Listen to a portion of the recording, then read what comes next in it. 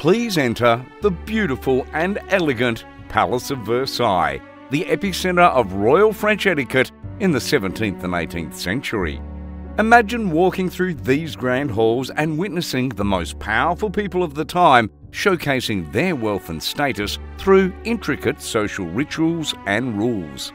Etiquette was not just a way of life, it was a way to maintain order and power in a society where every move was scrutinised. But let's be real, some of these rules were downright bizarre. How bizarre, you ask? Well, let's say that peeing directly in front of queens at one point was considered acceptable. Yes, you heard that right. So buckle up, grab your popcorn and prepare for a magnificent tour through the fascinating world of the Royal French etiquette. Before we get to the butter of the video, make sure to subscribe to our channel. Let's get started. The importance of etiquette in Versailles. Now, why would anyone bother with such an elaborate system of etiquette? Well, in Versailles, etiquette was everything. It was the foundation that upheld social order and demonstrated power and wealth. So, to be someone in Versailles, you had to know the rules and play the game. One of the most important rules was greeting the king and queen. You had to follow a specific protocol, including bowing, curtsying, and never turning your back on the monarchs. Even walking backwards was an accepted way of showing respect. And if you messed up, let's say it wouldn't be pretty. Meal times were another area where etiquette reigned supreme. The forks, knives and spoons were placed in precise positions, and using the wrong utensil was considered a grave offence. And heaven forbid you accidentally dropped a piece of bread on the floor. It was said that even the rats in Versailles wouldn't touch it. Of course, dressing the part was also essential. From elaborate wigs to extravagant gowns, everything had to be just right. One French queen, Marie Antoinette, was known for wearing towering hairstyles that could reach over 3 feet tall. But let's not forget the funny side of it all. Did you know that farting was considered a sign of good health and wealth in Versailles? That's right, the louder, the better. And if you had the privilege of using the royal chamber pot, you were living the dream of every courtier. So, if you ever find yourself in Versailles, make sure to eat your beans and show off your flatulence. The role of women in Versailles. In Versailles, women were crucial in maintaining the strict social order. The Queen was expected to embody grace and elegance, and her ladies-in-waiting assisted her in every aspect of her life. Women were expected to behave in a certain way in public and private settings. They always had to be calm, collected and poised, never showing emotions or speaking out of turn. Even a simple gesture like a yawn could be seen as a sign of disrespect towards the Queen. There are stories of one Queen's ladies-in-waiting using an elaborate system of hand signals to communicate gossip and juicy details about their fellow courtiers. And rumour has it that one lady-in-waiting was so devoted to her queen that she slept on a mat outside her bedroom door, just in case she was needed in the middle of the night. Of course, the queen herself was not exempt from the rules of etiquette. Her even more was closely monitored and scrutinised. One queen, Marie Therese, was known for never removing her gloves in public, even while eating. And if a lady-in-waiting accidentally spilt something on the Queen's gown, it was said that the offender would be punished by having to wash the entire garment with her own hands. For instance, did you know that the Queen's toilet was a highly coveted event that women would compete for the honour of attending? And if you were lucky enough to be chosen, you could gain significant social status. Overall, women played a crucial role in the intricate social system of Versailles, both as representatives of their families and as key players in the court's political machinations. Stay tuned for more fascinating insights into the world of royal French etiquette. The etiquette of courtship and love in Versailles.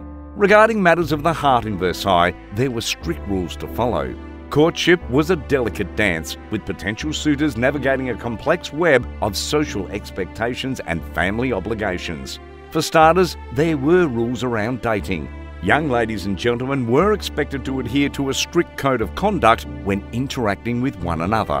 For example, it was considered improper for a gentleman to approach a lady directly without first being introduced by a mutual acquaintance. Once a couple had been properly introduced, there were still rules. For example, physical contact was frowned upon, with couples expected to keep a respectable distance from one another. And if a gentleman wanted to express his interest in a lady, he had to do so subtly and indirectly, often through flowers or small gifts. Of course, marriage was the ultimate goal of courtship in Versailles, and when it came to choosing a spouse, there were many factors to consider beyond love and attraction. Families often use their children's marriages to cement political alliances, secure financial gain, or improve social standing. As a result, the choice of a spouse was often left up to the parents or other family members, rather than the couples themselves. And even once a match had been made, there were still rules to follow. For example, the bride and groom were expected to exchange formal vows in a public ceremony, with witnesses present to ensure the union was legally binding. But what about affairs? Despite the strict rules around marriage and courtship, extramarital affairs were not uncommon in Versailles. They were often seen as a way to assert dominance and display one's amour propre, or sense of self-love and pride. In this environment, even the language of love was highly codified. Love letters were often written in secret code, with lovers using a system of symbols and references to convey their true feelings without arousing suspicion. And if you wanted to break up with someone in Versailles, you couldn't just ghost them, you had to write a formal rejection letter citing a plausible excuse for ending the relationship. There are stories of famous courtesians, Madame de Pompadour, who used her wit and charm to capture the heart of King Louis XV. And did you know that some ladies-in-waiting were tasked with monitoring couples during social events, ensuring that they follow proper etiquette and not engaging in inappropriate behaviour? Ultimately, the etiquette of courtship and love in Versailles was just one more aspect of the complex social order that defined life at the palace. But even in the midst of all the strict rules and regulations, love and desire could still find a way to flourish.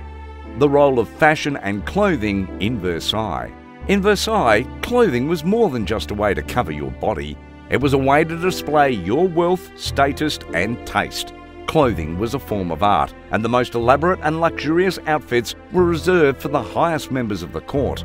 The fashion trends in Versailles consistently changed, and the nobles always looked for new and innovative ways to show off their style. The women's fashion was particularly elaborate, with ornate dresses, huge wigs, and high shoes. The dresses were made from expensive fabrics, such as silk and satin, and were often embellished with lace, ribbons, and jewels. The dresses were also extremely voluptuous, with large skirts and hoops that required several layers of petticoats to support them. The men's fashion was also very elaborate, focusing on the coat and the waistcoat. The coats were often made of expensive fabrics like silk or velvet, and were decorated with embroidery, lace, or metal buttons. The waistcoat worn underneath the coat was often even more ornate than the coat itself. The strict dress codes and fashions etiquette in Versailles were taken very seriously. The rules varied depending on the occasion, and there were strict guidelines for what to wear at different events. For example, men were expected to wear a coat, a waistcoat, breeches, stockings, and a wig at a formal court event, while women were expected to wear an elaborate dress and towering hair. Clothing was also used to convey messages and signals in social settings. For example, the colour of the clothing could signal the wearer's political affiliations, or the style of clothing could indicate the wearer's social status. It was important for the nobles to be able to read these signals and respond appropriately, and not doing so could result in social embarrassment or even scandal. Of course, even in the fashion world, there were some hilarious moments. One story tells of a courtier so eager to show off his new coat that he confidently strutted into the royal chapel, only to discover that it was inside out. Talk about a fashion faux pas. Another tale tells of a woman who was determined to be the belle of the ball and decided to wear a dress made entirely of flowers. While it may have looked stunning, she soon discovered that it attracted more than just compliments. She spent the entire day being chased by bees. Fashion and clothing played an enormous role in the social world of Versailles. Clothing was a form of art, a way to display wealth and status, and a means of communication. The strict dress code and etiquette surrounding fashion were taken very seriously, but even in this highly formal setting, there were hilarious moments to be found. So there you have it, the wild world of royal French etiquette in Versailles. We've learned that manners were everything, whether peeing in front of the Queen or wearing the right shoes. But let's remember that behind all the rules and regulations, there were real people with real personalities, quirks, and yes, even some bad fashion choice. It shows that human nature stays the same no matter how much things change. We may not all be wearing wigs and corsets these days, but we still strive for social status and acceptance, even if it means putting up with a few silly rules and formalities. So next time you find yourself stressing over which fork to use at a fancy dinner or how to bow to a monarch you never know, remember, it's all relative. And who knows, maybe one day we'll look back on our modern day etiquette and have a good laugh at ourselves. Until then, keep it classy, folks, and remember, when in doubt, just curtsy and smile. It works for queens after all. Thanks for watching. Don't forget to hit that like button and subscribe to our channel. See you next time.